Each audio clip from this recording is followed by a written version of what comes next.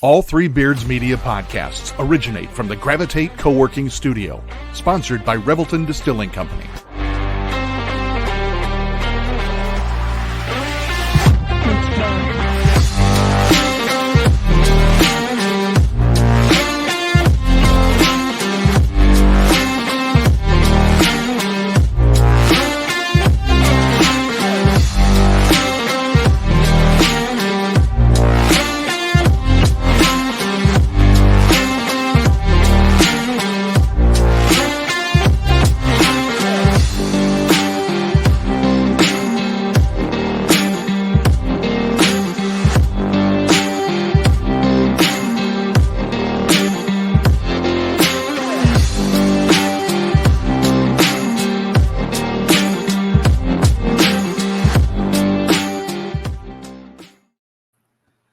What's up, everyone? We're back again, coming to you live from the Gravitate Co-working Studio. And as always, we are sponsored by Revelton Distillery. Guys, what's up? I haven't seen you for like 21 hours.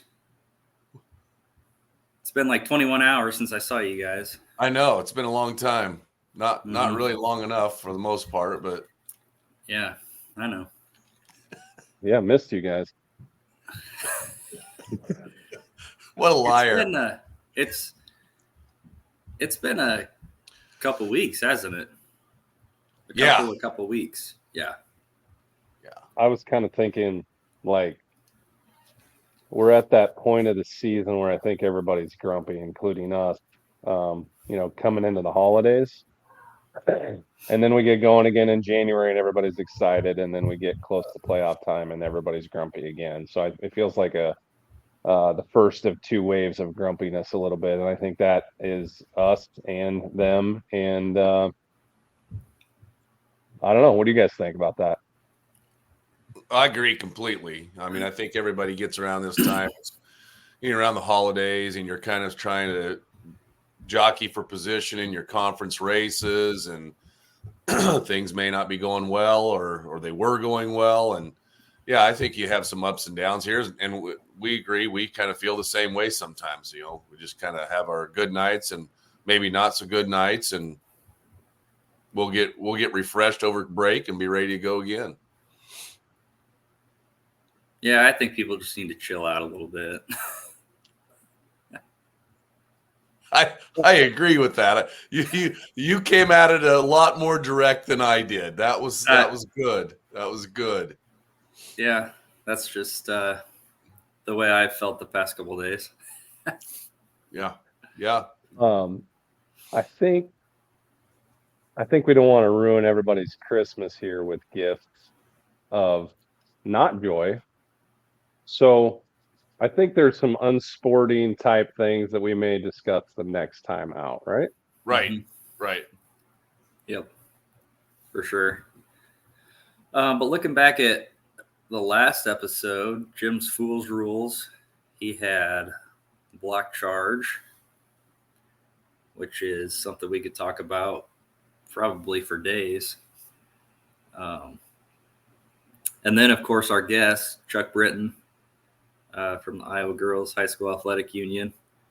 That was a hoot. That was great having Chuck on, his stories and that picture of him. I still can't believe that's Chuck.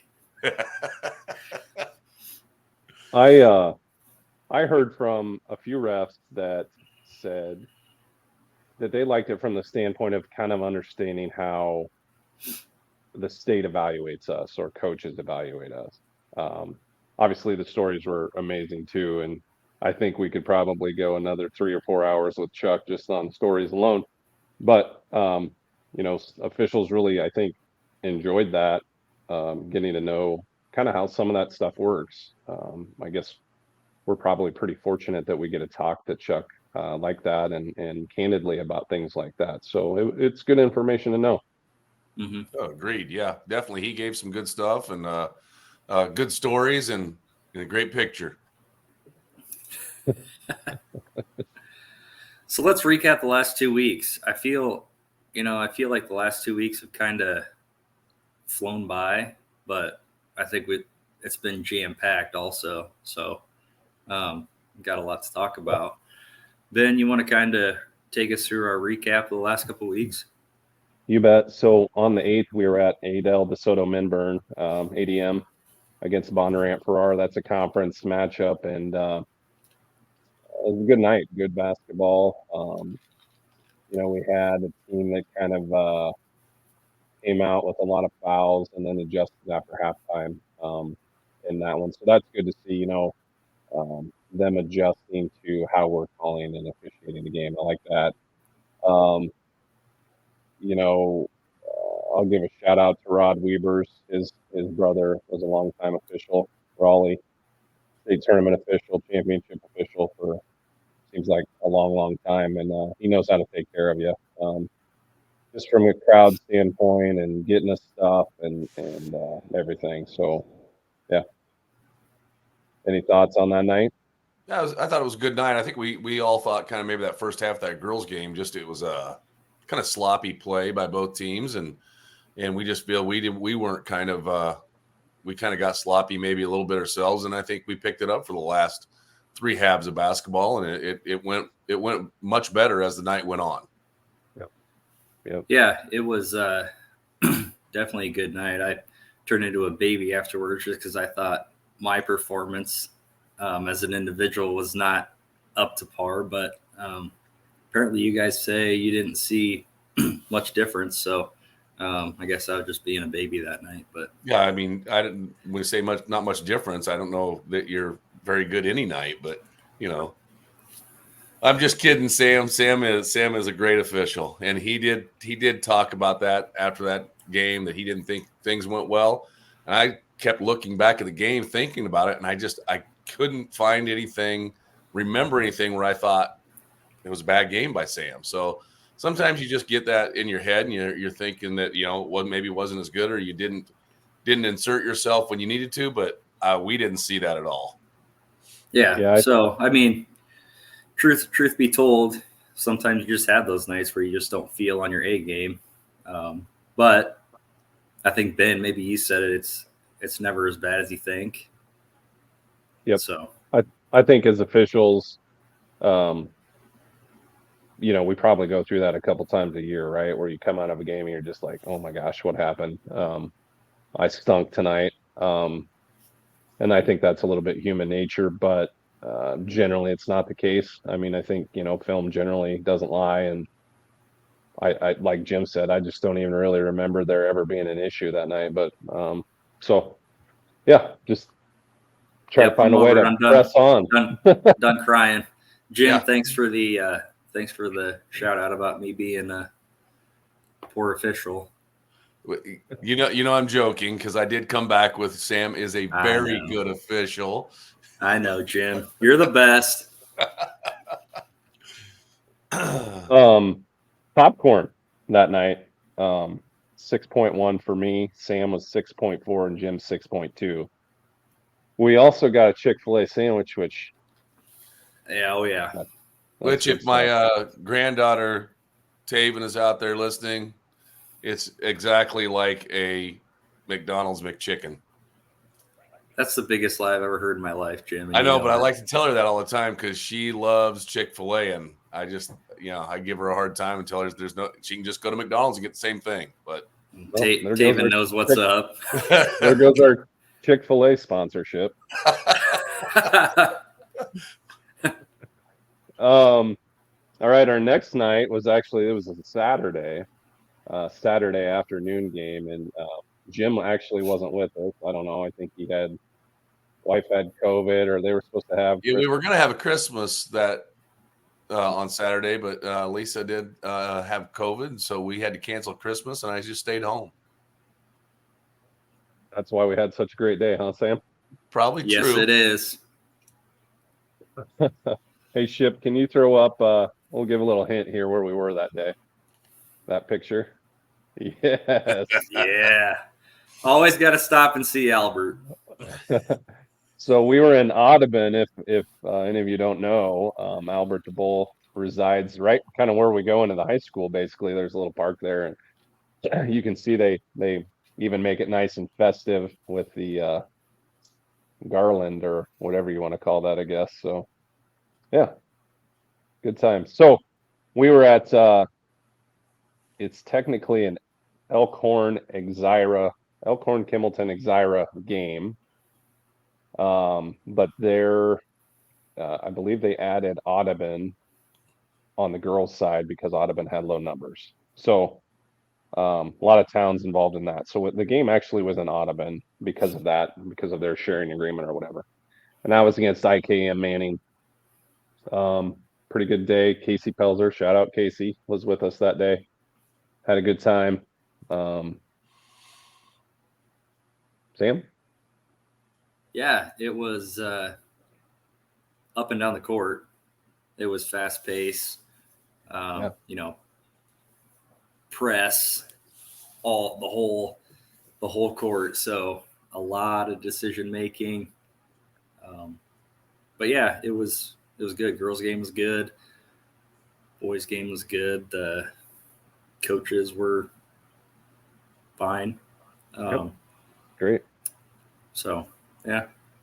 Popcorn, 6.4 for me, 7.5 from Sam, and Casey gave it a 4.5. I guess I gave it a 7.5. Yeah, so I don't know how we can be 7.5 to 4.5. Wow, that's awful. I was hungry apparently. I don't remember giving a 7.5.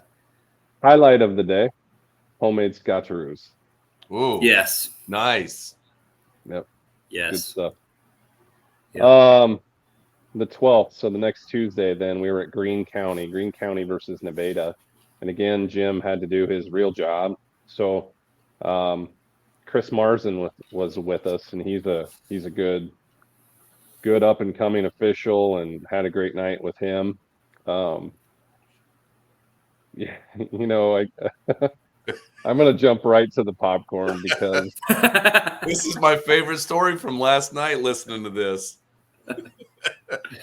Not your favorite, no. And no offense to anybody that's making popcorn or whatnot, but a lot of times at the end of the night, we're getting, the last of the popcorn, and it may not always be the best, but so we get the popcorn, and I'll just say this. So I gave it a 4.9, Sam a 4.5, and Chris, first time on the podcast, rating 3.0.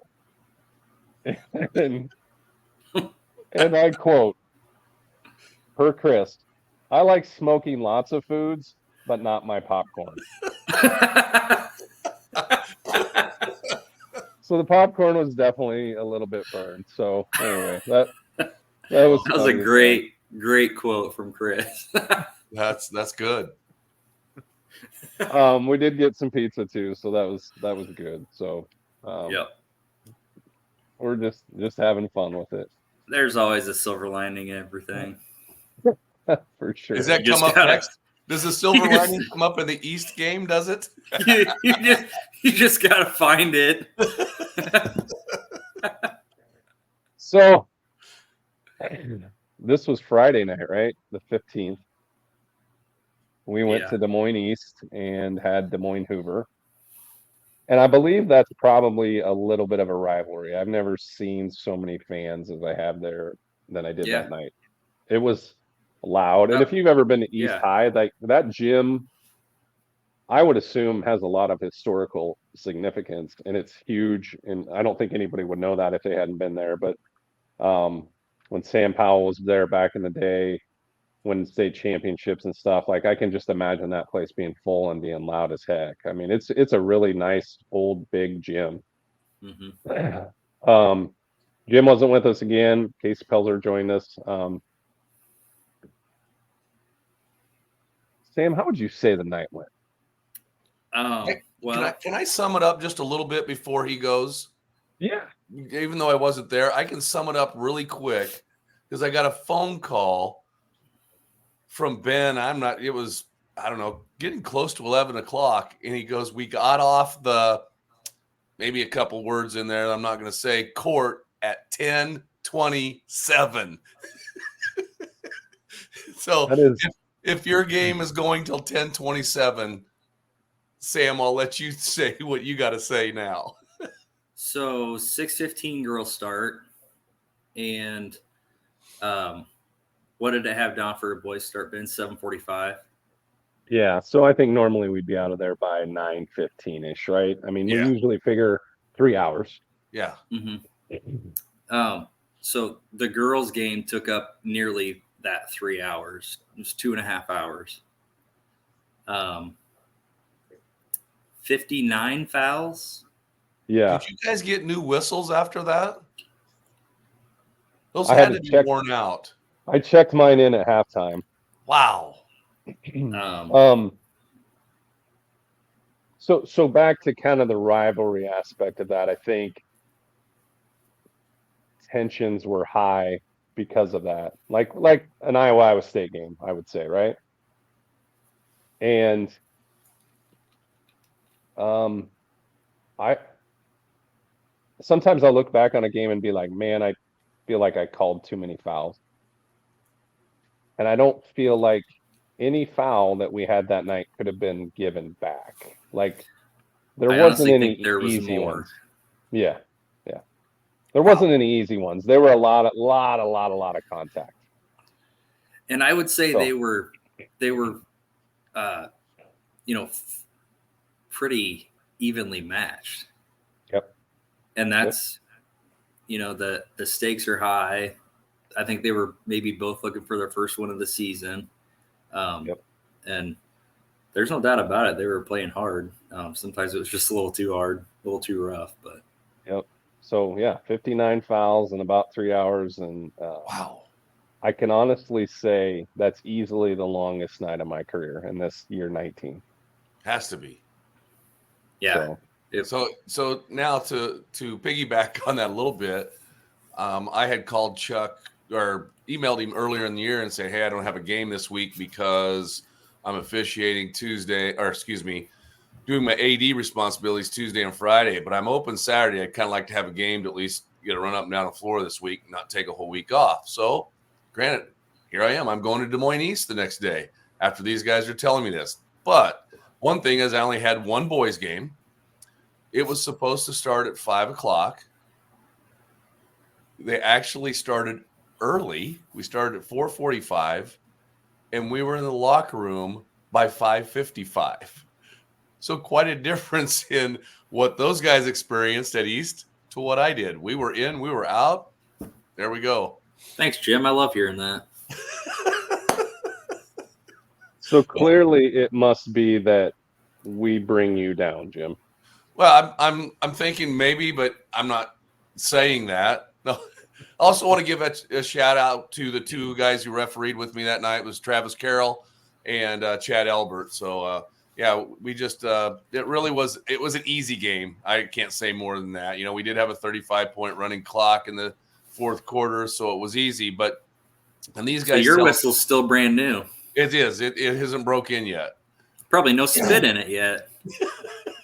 So, and when he told me that the place was packed for the game the night before, I'm like, you got to be kidding me. I'll bet between Urbandale and Des Moines East on that Saturday almost evening game, I bet there weren't more than 50 people in the crowd.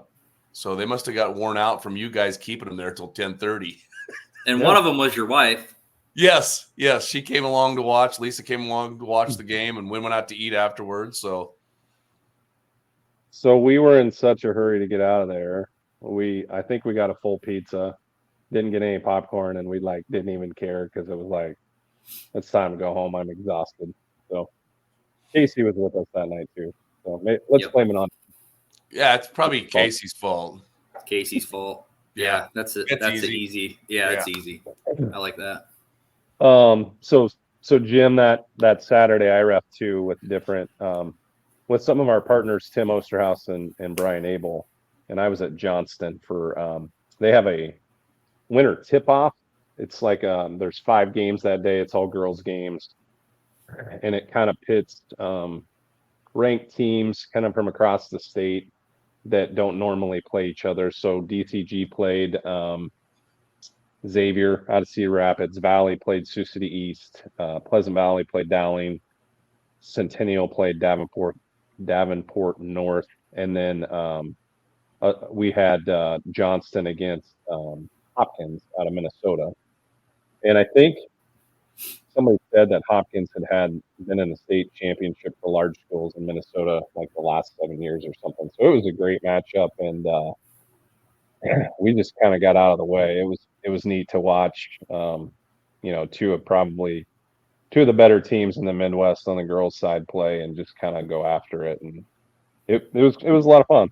So didn't get a popcorn rating there either, but they had a huge hospitality room for all the coaches and officials, and so there was all sorts of stuff, walking tacos to Gatorades to candy to cookies, whatever you wanted. So that shout out to Johnson. That was a good time.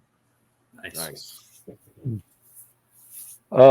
Last game kind of to recap then is last night, Panorama and Woodward Granger. Hadn't been there for quite a while, but still competitive basketball there all the time. So we did get popcorn again, and pretty even ratings here. 6.5 for me. Sam was 6.3, and Jim 6.2. So yeah, that's kind of the recap, I guess. Yeah. Long couple weeks. Yeah, that was a lot of games. Jim, you know what it's time for? Yes. What's it time for, Jim? Fool's rules. They fooled me, Jerry. Okay, what are you talking about tonight? This is one we're going to talk about. It's going to be fairly quick. We're going to talk about over the back, which you hear in a game. Get him off! I don't know how many times you hear from the crowd, she's over the back or he's over the back. Get him off! And I like to shake my head. Yes, she was or he was, because there is no such thing in the rule book as over the back. So what? Yeah, really, What? There's not. I've read it and read it actually a couple times, and there's nothing. There's something that says maybe over and back, which is a totally different thing, but not over the back. We've got two rebounders going up, and somebody behind grabs a rebound from the person that's in front of them. One of two things happened there. The offensive or the person in front didn't block out, and she was able to grab it. Or the other one, he or she is much taller and can out-rebound from behind. Wait a second. You're telling me that somebody can be taller or be able to jump higher and get a rebound even if they're not in position behind Yes, the defense? that's true. That's true, as long as we have no illegal contact. So, yes, what we don't want to do is penalize somebody for being taller and can out-jump somebody else. So we have this all the time that, and I know that some people up in row 34 have a great view of what's going on down in the court, but sometimes when they both jump up and one can just jump higher, they can grab the ball from behind and it not be a foul. So if you're yelling over the back, please quit, because there's no such thing. If you want to yell, she pushed her or he pushed her, then you can go ahead and yell that. But there, over the back is no such thing. So quit yelling it, please. So this is not how you report to the bench, Jim? Well, the funny thing is, I have seen that before, either watching games or reffing with some people, come over and give the foul. And yes, and even say over the back. And I have had conversations with officials about, please quit saying that, because there is no such thing. So yeah, we don't. I mean, if we've got a foul from behind on the rebound, we're going to call it a push. Okay. It might even be a hold. They might even be pushing down on a shoulder, a hip, and going up with one arm. And we're going to call that a hold or whatever, but we're not going to call it over the back. There's always that time too when two players, like this on a rebound, and they grab the ball simultaneously and we have a jump ball. Well, you know how that ends. Somebody, comes down and then drags that person over them. So then everybody in the gym is again yelling that oh, we have a foul. Well, no, we had a jump ball up top that we called before we got to that point. So Mm-hmm. Yes, and we do have sometimes where a girl does they don't really both have simultaneous control, but they're both going for the ball here, and a girl will bring it down, and then she might come over the top of her, and then we've got a foul. But it's you kind of have to see the whole play, and we talked about, and this probably goes into this area here. Sam talked about it about patient whistles.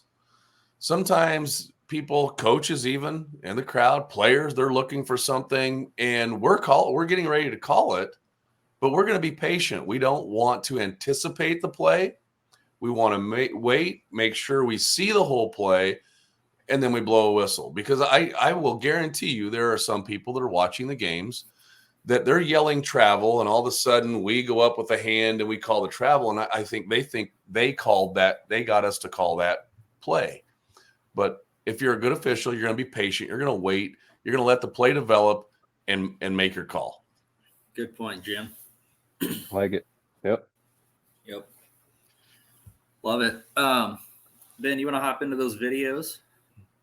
Yeah. So last week's schools rules, we because of me had some technical difficulties and we didn't get to watch the videos, but we went long anyway. So we wanted to come back to the block charge stuff that we talked about a little bit. And the main reason I bring these up, this isn't it's not whether this is good call, bad call, anything like that. But I think really to show how difficult calling a block charge can be when we're doing it live and we're doing it on the floor, when there might be players in our way and everybody in the gym is screaming, oh, it's this, it's that. It's a lot harder than that. So we wanted to come back to that briefly while we have some videos. So I got 5 videos here, and we'll try to watch them maybe twice just to kind of maybe see it once, us three kind of talk about it briefly, and then we'll watch it again just so the audience can kind of view it. So Chip, let's go with video 1 here.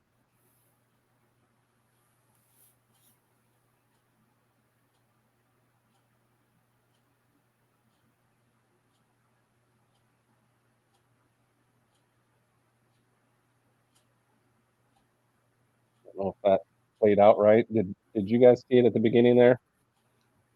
Let's see it again. Oh, there. Okay. Got you right there. Okay. Yep. Let's do it one more time. Oh, we're still watching it from before. Okay, let's wait till it's done here.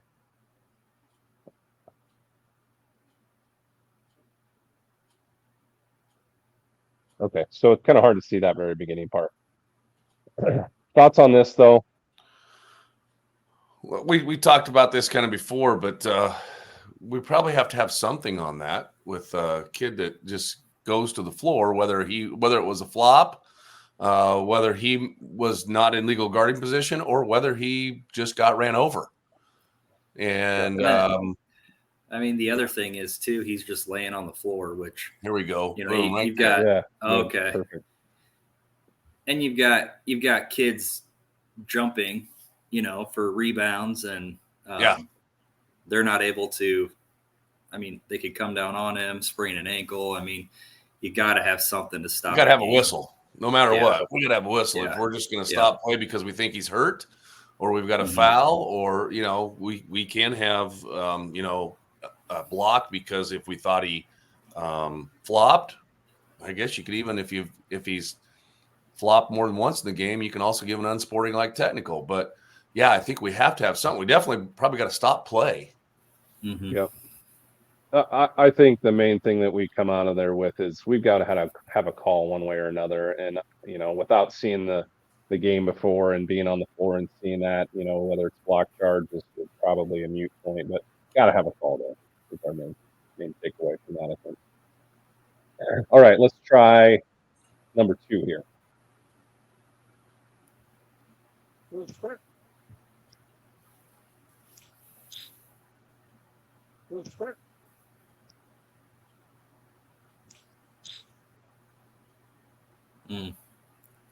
think she leans a little bit. Yeah, it's an interesting play because it's slow too, right? You usually think block charge, they're coming 100 miles per hour and we have a huge collision here. But this is kind of different than that. It's a lot of slow contact. So do we have enough there to call something? We're going to play on.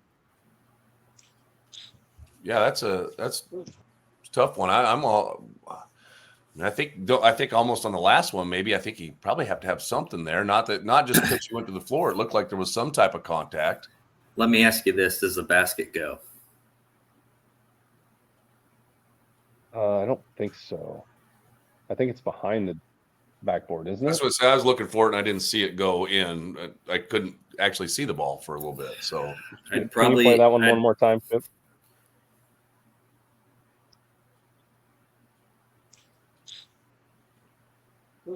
it goes up and over. Yep. Yeah, I feel like there's enough there that it altered her shot that I probably have something. Yeah. Yeah. Because you wouldn't have thought that's a really good point. Besides the contact and all those things, if you take into account that the shot went over the backboard, which we wouldn't expect that to normally happen, it's probably a blocking foul then, right? Yeah. Okay. Good takeaway. All right, number 3. And there's going to be a blocking foul. Didn't really have the feet set, and that's going to send. And there's going to be a blocking foul. Didn't really have.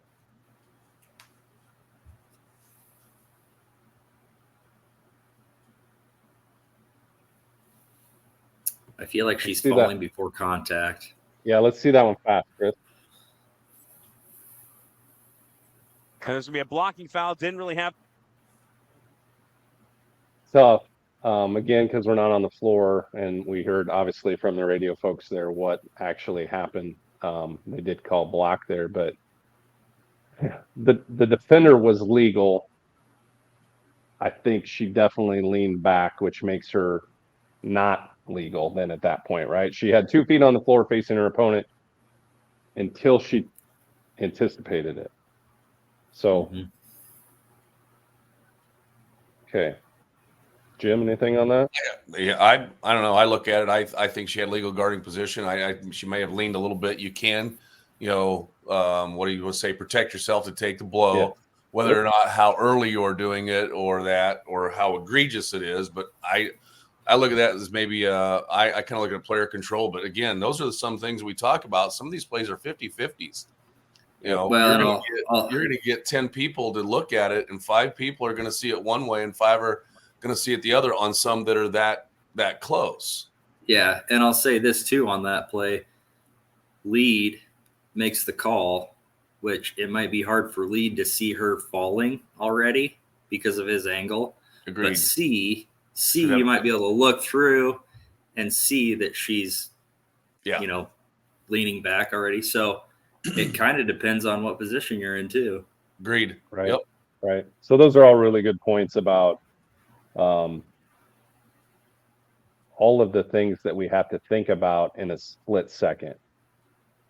It's hard. And we've been doing this a long time. And even, Jim, your point was fantastic. We've been reffing together a while. We've been all reffing a while. And we still maybe just watching this have different viewpoints on it. So you can imagine how hard this is in real time to get right. So yeah, agreed. Just watching these videos, it like really puts it in perspective. Like, because each one of these, we're all like, ooh, and like we're supposed to make a decision like that. Yeah. Yep. So, okay, number 4. What's behind door number 4? Down low, Clark. And they're going to call a charge. Shot is waved off. Pass inside. Down low, Clark. And they're going to call a charge. Shot is waved off. I like it. Yeah. Yeah. So Sam and I was there watching this game. And Sam was watching it, I think, on live stream, right? Mm-hmm. Yeah. And I'll say this. A lot of what I heard in the crowd was, well, she was under the basket. So let's watch that again one more time. And they're going to call a charge. Shot is waved off. Pass inside. Down low, Clark. And they're going to call a charge.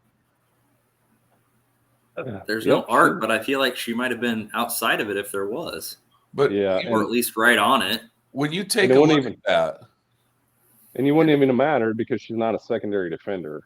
Right. She's not an arc. You take a look at that again. I mean, I think you take a look at when she starts to go up. Does she have 2 feet on the floor? She's going up now. Does she have 2 feet there? I sure think so. Okay. Are you asking because you can't see, Jim, because you're old, or? Well, when I see it in real time, it almost looks like maybe she's not quite there yet. But then you slow it down, it looks like maybe she did go both feet there before the girl went up. Because it is definitely, we got to remember too, it's when she starts her shooting motion. So when she jumps off that pivot foot and going towards the basket, she's got to be there by then. So that one again in real time. I think you could have said to somebody either way if you're watching it in real time. But you slow it down. We don't have the opportunity to slow it down like that in a game. And slowed it down and looked like when she did start to go up off her pivot foot, she did have 2 feet there. So, yeah. Yeah, and when I was speaking kind of about under the basket, that's not even really a thing. But that's what I heard in the crowd was they didn't like it because it was under the basket. Well, it doesn't matter. We could have a charge on the side, coming down the baseline there on a drive, and it doesn't matter. So we don't have the arc in high school basketball. Right. Okay. Last one, number 5. To drive in on this side, and they're going to call a charge. He'll look to drive in on this side, and they're going to call a charge. Yeah, there's no space to move there. He kind of got himself into trouble with 3 defenders there. And if you didn't have a charge because he went in out of control into the defender, you probably have a travel. Right. Yes. One of those 2 things. So yeah, agreed. Okay. Well, that was interesting, to talk about some plays that we haven't necessarily watched together, just to get each other's viewpoints and kind of show how hard these things can be. Yeah. With players out there and different things go on. So. Yeah, we definitely didn't rehearse that. That was all those clips to me were new, and so that's the way it is. So people are going to have different opinions on that, and block charges can be one of the hardest things to call. And you're going to look at it, and we may go in the locker room, and 2 of us might have thought it was a block, and one thought it was a charge. And we don't sit and argue about it. We just talk about what we saw and what we thought, and that's what it is. You just It is what it is. Sometimes you're going to get it exactly right, and sometimes you may not. Mm-hmm. Yep. And we touched on a couple things there worth noting. The arc, and there is a different college rule this year about the takeoff when you have to be set before their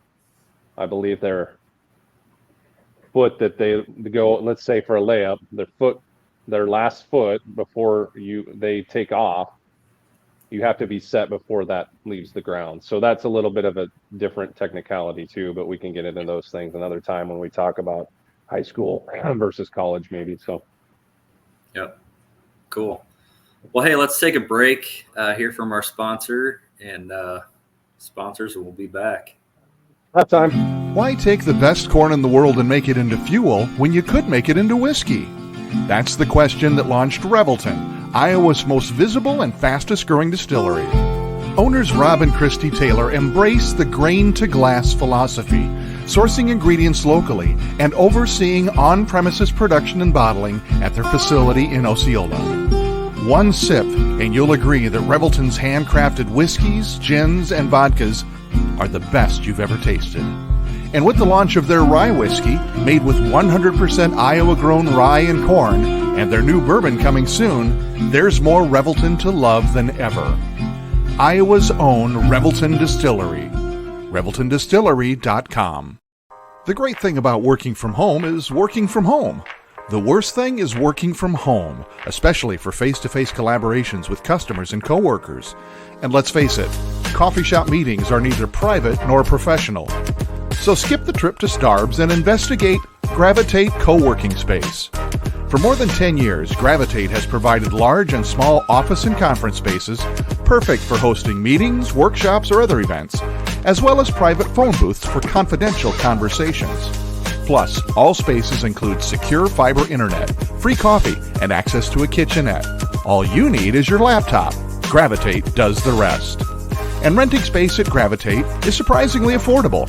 An hour of office space costs about the same as venti caramel macchiatos and breakfast sandwiches for two. Daily and monthly rates are also available with no long-term commitment. Learn more at gravitatecoworking.com. That's gravitatecoworking.com. Whoa, Jim's face scared me. Whoa. Whoa. That is just not right. Good halftime there. Hey, Ben, do you want to introduce our guest? Absolutely. So I'm happy to have on the podcast tonight a friend, a coach from Earlham. We graduated together. Kevin Williamson. Down and down. Kevin, how are you doing tonight? Doing well, thanks. Hey, Kevin. Hey. Hi, Kevin. So Kevin and I go way back. I was a freshman when he was a senior. He was a great basketball player. I was an average basketball player. Makes sense. So I think I was maybe manager when you were a senior, and it was fun as heck to watch. And then you went off to Iowa State. You should have played at Iowa State. I shouldn't have played at Iowa State. How many rec games did you kick ass there, though? Let's be honest. We did all right in the rec league. We were all right. So when did you start coaching at Earlham? So I started junior high 28 years ago. So this is 19th as the varsity coach, and I had 3 or 4 years junior high, and then I was an assistant to Aaron Mager, who went on to Adel. And when he left for Adel, you actually coached with us too, Ben. That was kind of the dream team. That was a good time. Yeah. But when he went to Adel, then I took over the head job. So clearly that's when I got kicked out of the club. I actually thought I had some say in who they would hire, and I really didn't. I remember doing the whole application process and all that, but for whatever reason didn't work. But yeah, so 19 years coaching for you. This is my 19th year officiating. So Wade Anderson had asked me right after I wasn't coaching anymore. So that's kind of when I got into this side of things too. But how's your season going? We're doing all right. We had a lot of guys back. We're 8-0 right now, which I think surprised a lot of people. But the guys are playing really well, and they buy in. We kind of do the defensive thing, and then hope we can score more points than you do. Yep, for sure. It's always fun to watch you guys, for sure. You're definitely playing great defense and running and scoring, and it's good stuff. So scoring's not as easy as you think. I like that coaching plan though. Like score more points than the other team. It's foolproof, really. It's solid. It's working this year anyway. That's good. That's good. Yeah. So I'm going to jump right in here, and I was thinking about this too, Kevin. Feel free to ask us some questions that you might not normally get to ask officials. So this is you're our first coach on the podcast. So I think we want to have a good conversation back and forth here a little bit. But So you've played the game, you've coached the game for a long time. Your son has played, at the collegiate level. Let's just jump right in. What drives you crazy about official? I saw the same thing you did, Coach, but it's not my call. It used to be that's not my zone, but now they've morphed into, I saw it too, but that's not my call. Wow. Okay. That's fair. And I think you've shared that with me in the past. From an officiating standpoint, I'm just trying to decide how we react to that. We certainly have different areas that we watch, right? Trail, center, lead. And I don't like to go outside of my zone. But if we have something egregious where it's in front of Jim, probably, and he just misses it. He can't see. He can't see it. I'm going to go get it, even too. like we talked about earlier with a patient whistle. I'm going to go get it late. And then everybody else on the other side of the court is going to be yelling at me because I got it so late. But ultimately, we want to get the call right, I think. Mm-hmm. So I totally get where you're coming from. And I think that takes time for officials to learn that it's okay to be late rather than not have anything at all. Well, And I get not stepping on each other's toes too. Yeah, well, and I think when you say though that's not my zone or that's not my area, I think you kind of throw somebody else under the bus too. I think probably the easier way to say that is, Coach, I didn't have a look at it.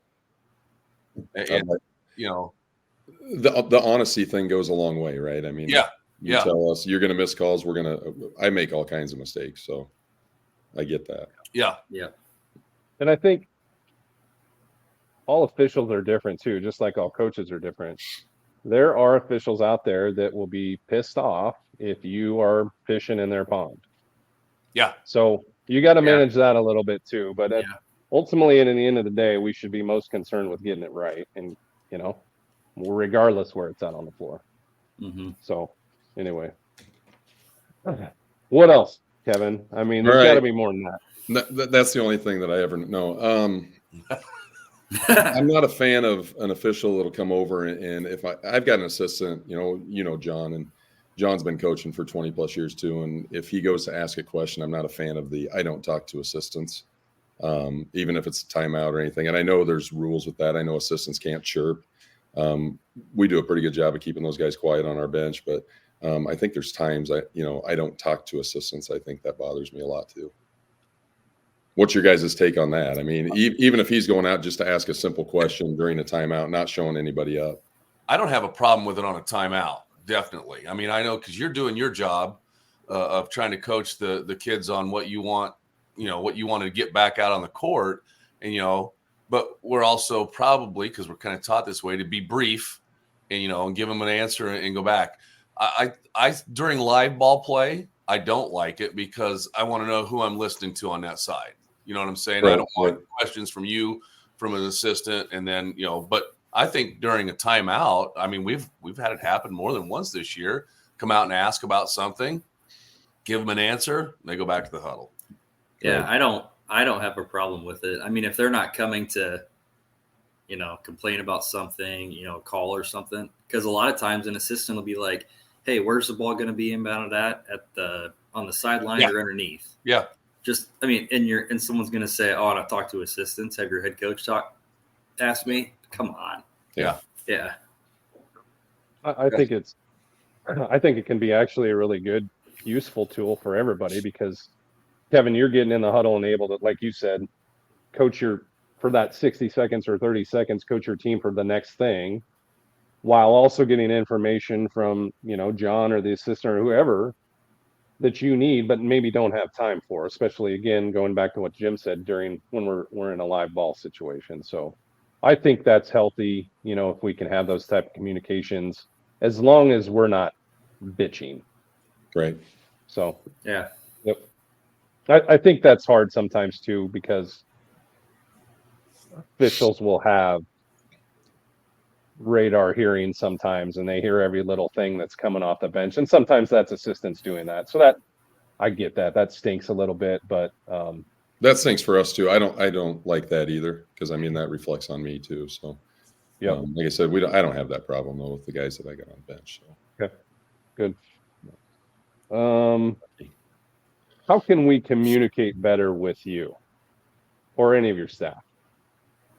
I don't know. I like to be able to talk, ask questions, have the communication start right away. Humor never hurts. I mean, it's a game in the end, and you're dealing with 15 to 18-year-old kids that some of them can't control their bodies. Some of them, there's things that happen during the night that are funny, and just communicate those things or try to. Sometimes you got to make light of things too, and maybe get a coach off the edge a little, or off the ledge. That you guys can tell when we're upset, and we don't like. I told you when I was talking to you earlier.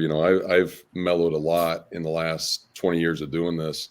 I've learned it doesn't really change your mind, huh? if I yell at you.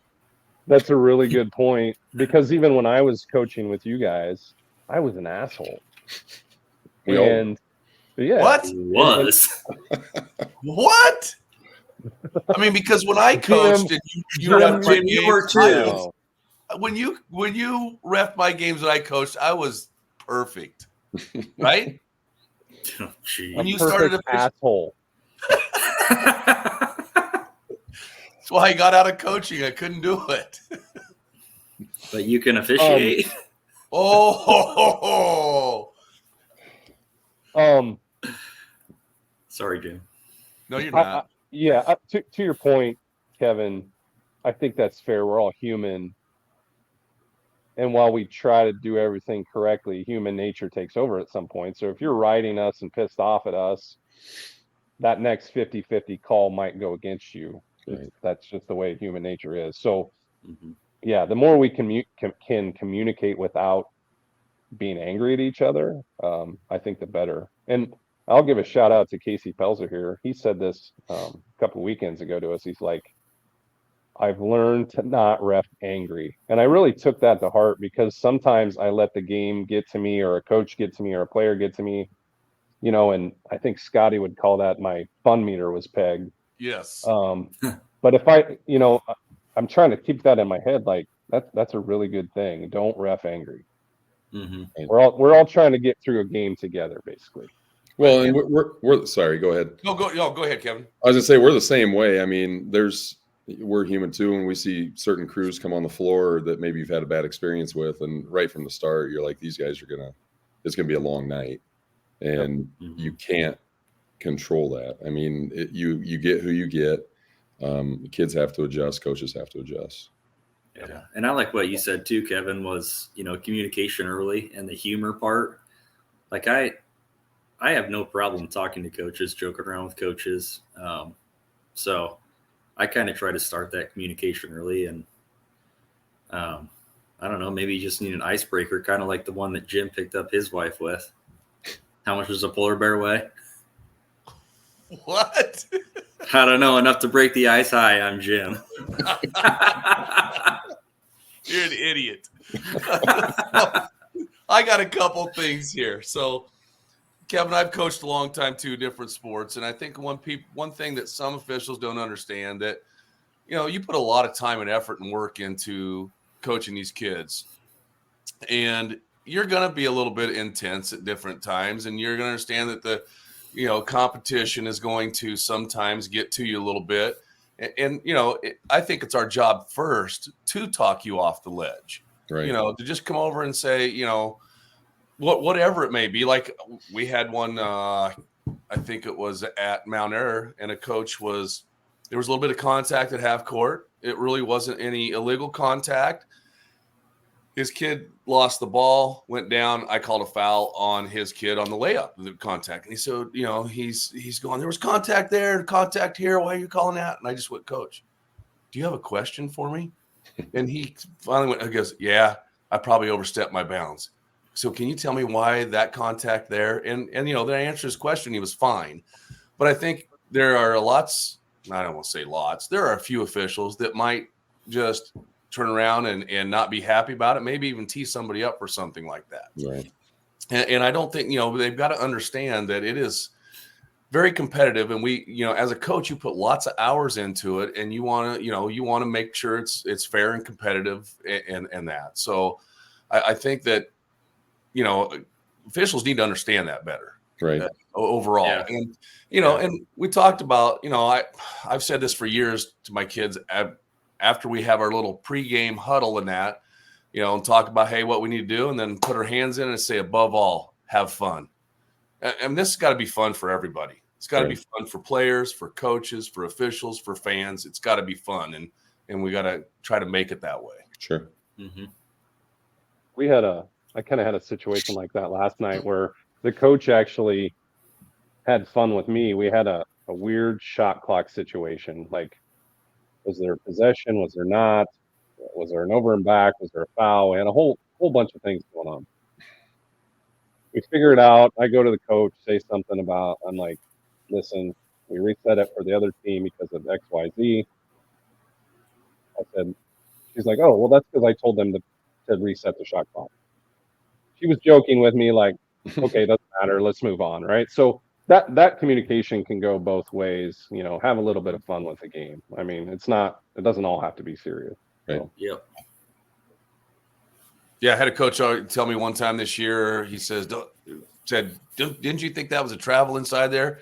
He says, "I know that's your partners, but I won't tell him if you tell me it was a travel." You know, that I have zero problem with someone talking to me like that. You know? I like to start games volunteering my perspective and telling them I'll be there all night if they need help, because sometimes you might. I think I remember. I remember you saying that one time when I had you. We had you at Lennox, I think, because we made fun of Ben. Yeah. Easy to do. Easy to do.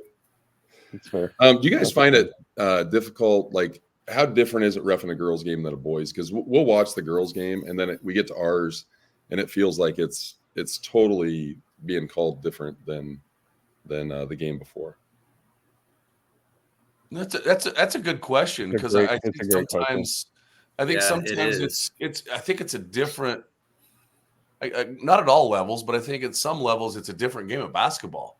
You know, we can have two girls go up for a rebound and have contact, and somebody's probably going to be on the floor. You're going to have two guys go up for a rebound, you're going to have a little contact, and the person who gets the ball, and we're going to go on. You know, I mean, the right person got the ball if they're contact, you know, but yeah, I think that sometimes it's, I don't know. I don't know if we call it different, or I would say sometimes it's just a different game than what the boys are playing that night. Not always, because there's some really good girls teams out there. Right. Mm-hmm.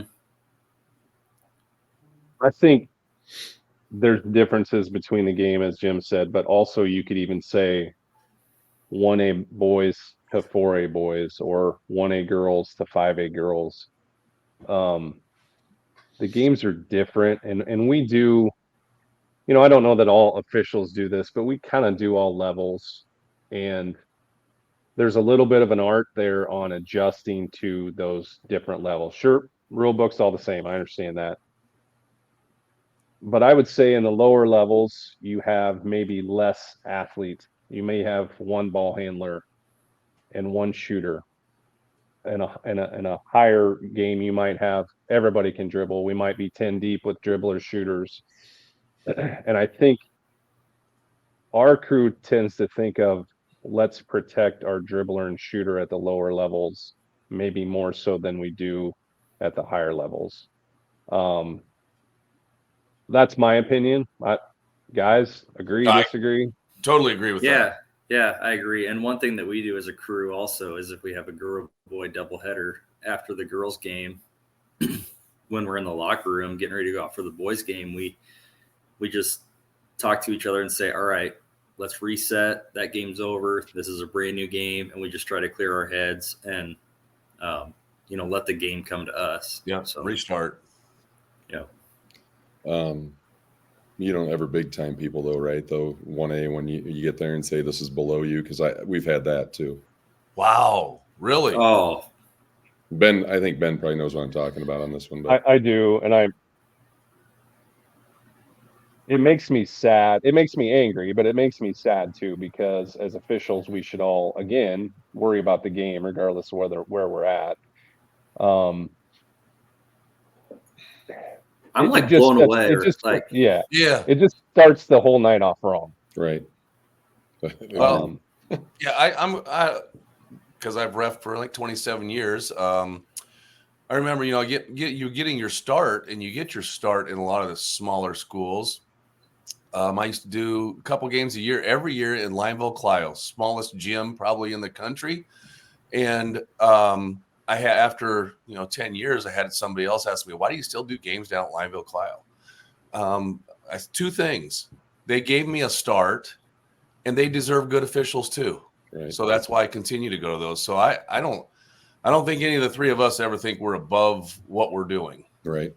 And we're definitely not going to let you know that. Well, and I'm not. Yeah, it's not you guys, obviously, but it's definitely but definitely. Good example. You saw us at Lennox last year. I was at Johnston this weekend, right? Like, it's just a game. And I think even as you're coming up as an official, your goal is like, oh, I want to do the CIML, I want to do the Metro. Well, there's pros and cons, I think, to all those different levels.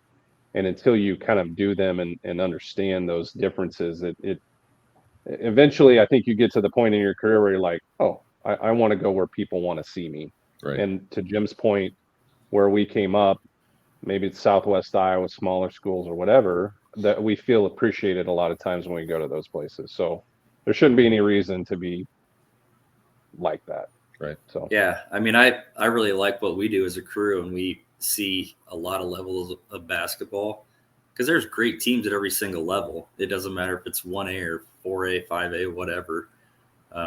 There's good basketball everywhere, and everybody, whatever level, deserves good officials. Well, and let's be honest, for the most part, when we go to some of the 1A and 2A schools, we are treated way better by, athletic directors and, just people who bring us food and that afterwards. And be honest, the food is not a huge deal, but boy, it's nice. And we've went to some 4A schools where we've had to beg to get a bottle of water at halftime or in between games. So we would go anywhere. And I think one thing we're not even talking about is crowds too. I would take a 1A, 2A crowd almost any day because you're going to have mom, dad, grandma, everybody. Like the whole town's there, right? It's a community event. Yeah. And a lot of times when we go to a Metro game, you're going to have parents. And so you might have a gym that holds 1,000 people, but you might have 100 there. Right. Well, I mean, what's the best postseason, regional or final or sub-state game to do? Boys sub-state. And girls regional final. What level? I mean, as far as crowd. Yeah. 1A, 2A. Yeah, 1A, 2A. I mean, everybody from the town is there. I mean, everybody is there. And, I mean, it's their one shot, make it to the big time. And, it's much more difficult in 1A or 2A school to get to the big dance. And so, I mean, it's packed full of excitement. We were down at Glenwood last year for a sub-state boys, Sam and I and Scotty. Yeah. And who was playing? Was it Bedford and Bedford and I can't remember the other team. I can't either. But East Mills? No, it was somebody up a little bit north of the interstate. I can't remember anyway, but there was times where we couldn't hear a whistle. Yeah. I mean, it was that loud. So yeah, I mean, we don't care the level. Right. Nope. Kevin, do you ever get technical fouls? It's been a while, but yeah. What's a while? 4 games ago. It's been pre-COVID. No, it wasn't. Oh, wow. It was last year. Never mind. Oh, last year? Oh, there was one last year. So 1 or less a year. Yeah. Is that fair? Yeah. Probably less. Did you earn it? Probably not as much as I earned some I didn't get. If that makes sense. Like, yep. Nope. I don't know. That one was pretty calm. I got one a couple years ago. An official asked me what I said, and so I told him because I didn't think he understood, and then he teed me up. Really? Yeah. That's like baiting. Jeez. That's like that's like the definition of baiting right there. I got. If you don't want to know, don't ask. I got a better one than that. Coaching softball, in the third base coaching box where I had 9-1. There's a ball that's low. You've been calling low all night. I hadn't said a thing. Somebody actually an athletic director from the other school says to me through the fence, "Man, he's wanting to get out of here early. That ball's kind of low." And I said, "Yeah, I don't think it's a strike either." He takes off his mask and he says, "What'd you say to me?" I said, "I didn't say anything." Or no, he said, "What'd you say?" I said, "I think it was low. It wasn't a strike." "You're out of here arguing balls and strikes." I didn't argue anything. You asked me a question. I gave you the answer. So don't ask if you don't want to know. Yeah. I agree. I mean, if you're going to ask me a question, I'm going to give you what you wanted, and Now, if you're screaming and yelling at me before I ask you what something, then it's different. But I had one a few years ago where the official asked me what I said, and I said, "You heard what I said." And he goes, "Don't say it again." And I said, "I told you heard what I said." And he never gave me one. I mean, they bait you sometimes. You guys are like that, I guess. Have you ever gotten one and then had an official ask you if you want another one? No, I'm smart enough to shut up most of the time. But that's the all-time bait. Like I've heard officials do that. You want another one? Yeah. Yeah. And you Okay, never tough do. guy. Yeah. I mean, we tell our kids not to talk, and so our kids do a pretty good job of doing that. So then when I do it, we tell them if someone's going to argue, it's going to be me.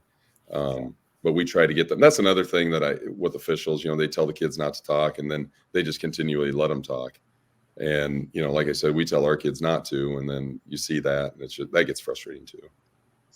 Well, we appreciate that you do that. Mm-hmm. We try. Yes. We try. Yes.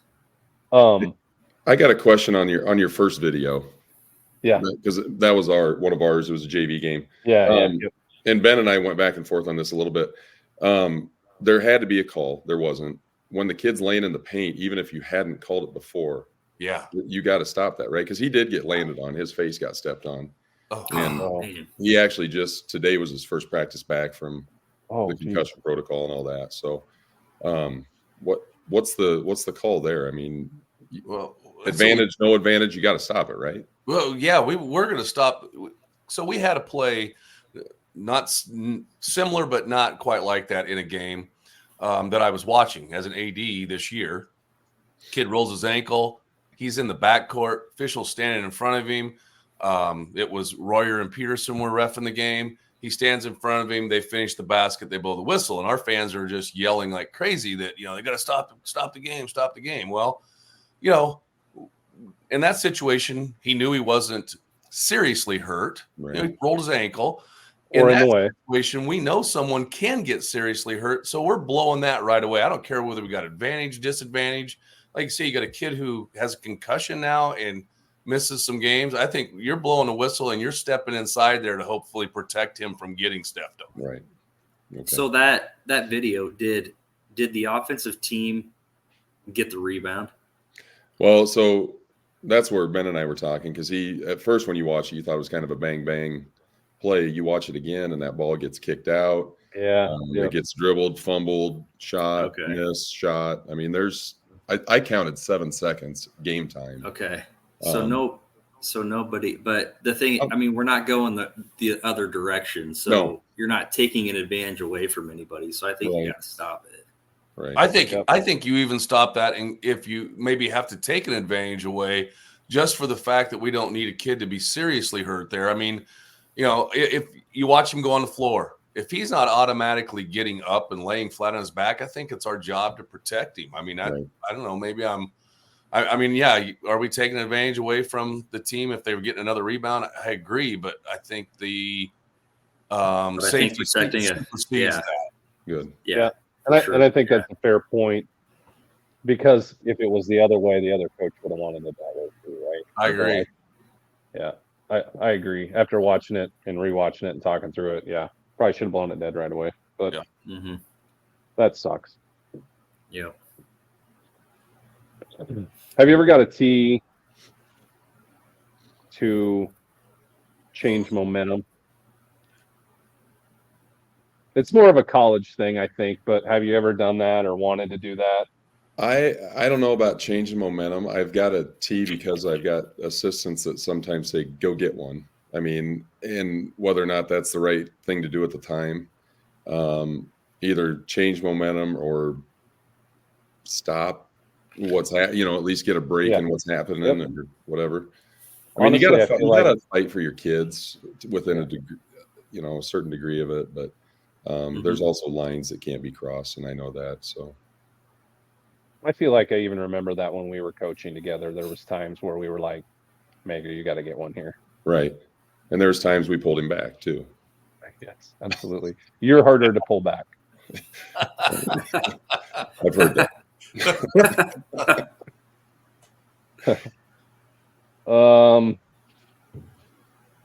What else, guys? Anything?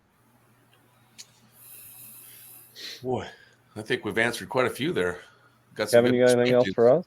You know, I don't think so. 59 fouls is a lot. The most we've ever had in the game is 63. Is what? 63.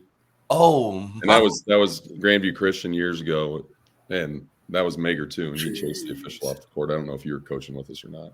wow.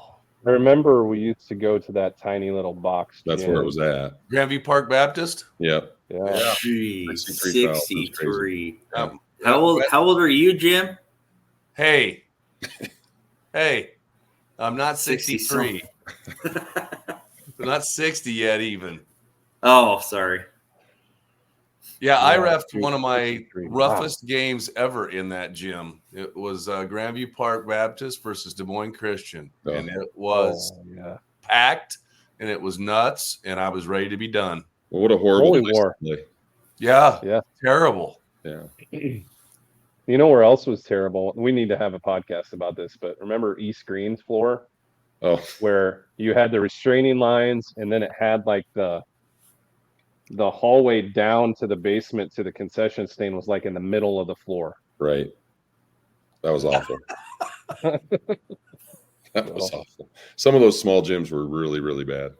Yeah, yep, for sure. So, well, Kevin, thanks for joining us tonight. We appreciate kind of that insight and kind of talk, and hopefully both coaches and officials can take something from this. And you know, you send me some film sometimes. Keep that up. You know, other coaches, if you have things you want us to look at and give our opinion, we'd be happy to. Send it to us. Yeah. Yep. I appreciate you asking. It was fun. Yeah, thanks a lot, Thanks, Kevin. Kevin. We appreciate it. Good luck. Appreciate it. Yeah, We'll see you good down luck the the road. rest of the Christmas. season. Thank you you too. too. Thanks. What a good Well, dude, man. Yeah, that was awesome. Yeah. That was you know, I kind of had a feeling it would go a lot of different ways, but I really enjoyed hearing both sides of that coin a little bit. It was just definitely. interesting to see what they have to say, and we're going to have more coaches on. I think like officials, coaches are different and just getting different viewpoints. So Mm-hmm. Yeah, good stuff. no, that was great having him on. Yep. So let's talk upcoming schedule. So Christmas break obviously is coming up, so we're wrapping up the first half of the season, but not done yet. I think tomorrow night we've got 4 ranked teams, I believe, don't we? Yeah. Tomorrow's going to be good. Mm-hmm. Get your running shoes on. I'm really looking forward to tomorrow. Dallas Center Grimes and Norwalk, and one of the nicest gyms around. It'll be a great time. All the coaches are great. All the teams are great. It's gonna have playoff type atmosphere. Yeah. For sure. It'll be exciting. That gym will be packed. Yeah. So if you're not doing anything, get out and watch that one. That'll be a lot of fun. Yes, definitely. Yep. And then we're Christmas break for really like till January 2nd. I've got a game that the 2nd at Urbandale with Tim and Bryant. But are you guys even working that night? I don't go back until the 5th. Yeah, I haven't even really looked at mine yet, but I know I don't. Almost positive I don't have one that night. So we're pretty much done till next year. So next podcast we'll have. I alluded to it a little bit, but I think we'll talk about a lot of unsporting things and take up some time with that type of stuff. Just some stuff we've seen or feelings we have, or things along that line, for sure. Yeah, we don't want to ruin the Christmas spirit. We'll talk about it afterwards. Maybe some New Year's resolutions. Well, I kind of talked to you guys a little bit about what we were a little let's just say on edge last night, maybe afterwards. But all we would like to see, this is kind of what I'd like to see from people in the new year, is for coaches to coach, players to play, fans to have a good time, and that's it. Cheer for their team. Yeah, cheer for your team, because we've talked about this so many times, and it keeps getting talked about, and nobody's really listening. We have a shortage of officials, and we need to make this a much better experience for them, no matter what, and have fun. That's what it's supposed to be about. The high school game is supposed to be about having fun. Nobody's making money off of it. Have fun. Yep, I love it. Yep. And I think Kevin alluded to that a lot too, right? Like, as coaches and officials, we can interact with humor and remembering it's a game and having fun. And Yeah. so many people take everything so seriously. We're trying to do our best. Gosh darn it. Like, just let us ref. Yeah. Yep. Yeah. For sure. Everybody do their job and we'll all have fun, and it'll be a great experience for everybody. Absolutely. Well, hey, you guys, you get your beauty sleep tonight because we're going to be running tomorrow. It's going to be a good night. I'm looking forward to it. Can't wait. But until then, to all our viewers, Merry Christmas, Happy New Year. Enjoy the holidays with your families. Same to you guys. And as always, thanks to Three Beards Media, Revelton, and Gravitate Co-working Studio. With that, we will keep running the hardwood and see you next year. Hey guys, thank you. Thank you. Thanks.